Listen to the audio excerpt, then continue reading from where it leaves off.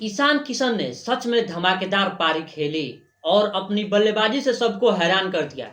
Team India ने toss जीतकर पहले बल्लेबाजी करने का फैसला किया। शुरुआती गेंदें चल रही थी, विकेट जल्दी गिर रहे थे और सभी को लग रहा था कि मैच जल्दी से जल्दी एक तरफी बन सकती है। लेकिन तभी मैदान पर बैट लेने चलता है ईशान किशन, जिसने कल सबको चौंका दिया। ईशान किशन ने जैसे ही पिच पर कदम रखा, विपक्षी गेंदबाजों की धुनाई शुरू कर दी। गेंदें हवा में उड़ने लगी, एक के बाद एक छक्का। चारों ओर यह कौन खिलाड़ी है कि आवाजें गूंजने लगी। उन्होंने सिर्फ कुछ ही गेंदों में मैच अपने हाथ में कर लिया। उन्होंने बहुत तेजी से रन बनाए। हर चौके के साथ स्टेडियम तालियों से गूंज उठा।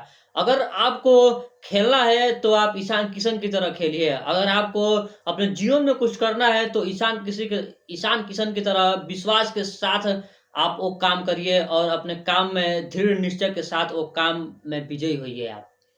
और आगे बढ़ते हैं। और जैसे जैसे रन बढ़ते गए, उनका आत्मविश्वास भी बढ़ता चला गया। गेंदबाजों की आंखों में डर सा दिखने लगा, क्योंकि हर गेंद पर निशाना उनके बल्ले पर ही लग रहा था। धीरे धीरे जैसे जैसे रन बढ़ते गए, दर्शकों का उत्साह भी बढ़ता गया। हर चौके के बाद तालियां, हर छक्के के बाद चिल्लाहटे। ईशान किशन कुछ ही गेंदों में अपने पहले T20 शतक को छू लिया। छक्कों की बारिश के बीच मैदान में ऊर्जा अपने चरम पर थी। उनकी इतनी जबरदस्त पारी ने टीम इंडिया को बहुत बड़े स्कोर तक पहुंचा दिया। टीम की हालत इतनी मजबूत हो गई कि विपक्ष के सामने जीत का चांस मुश्किल ही नजर आने लगा।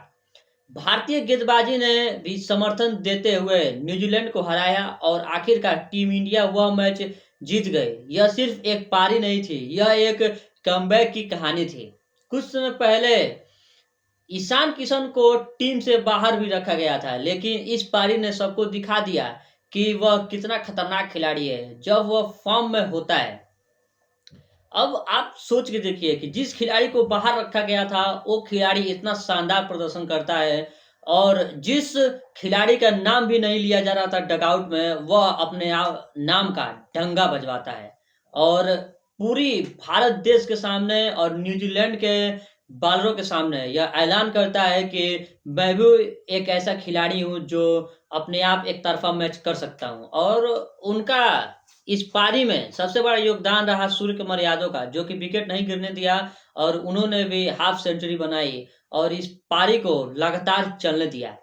और सही मायने में देखा जाए तो ईशान किशन का कमबैक नहीं हो रहा था, और कमबैक इतना बढ़िया हुआ है कि संजू सैमसन जब प्लेइंग 11 का ऐलान हुआ तो उसमें विकेट कीपिंग लिखा आ रहा था संजू सैमसन के नाम पे। लेकिन संजू सैमसन को विकेट कीपिंग ना करा के ईशान किशन को विकेट कीपिंग कराया गया।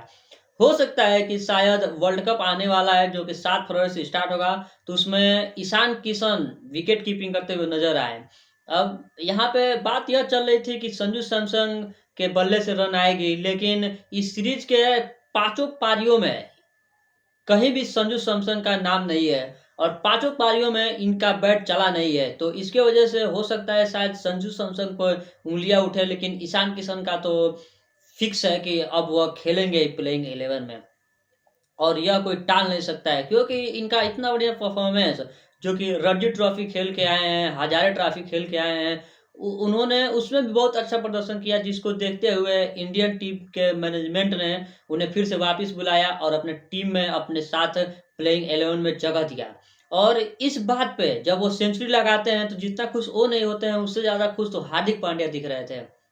वही हार्दिक पांड्या है जो कि हर एक शॉट पे उनका भी बल्ला बोलता है, और ईशान किशन के 100 पे वो भी सेलिब्रेट किए कि वाकई तारीफ प्रदर्शन रहा ईशान किशन का। और जब ट्रॉफी मिला तो ट्रॉफी के लिए वह ईशान किशन के पास गए और सूर्य कुमार यादव ने खुद अपने हाथ से ईशान किशन को दिया और कहा कि इस जीत के हकदार तुम ही हो। ना अभिषेक शर्मा, ना ही संजू सैमसन, ना ही हार्दिक पांड्या, एक लड़के का नाम चला, वो भी बिहारी लड़के का, और वो है ईशान किशन। वाकई लाजवाब बल्लेबाजी रहा। नमस्कार दोस्तों।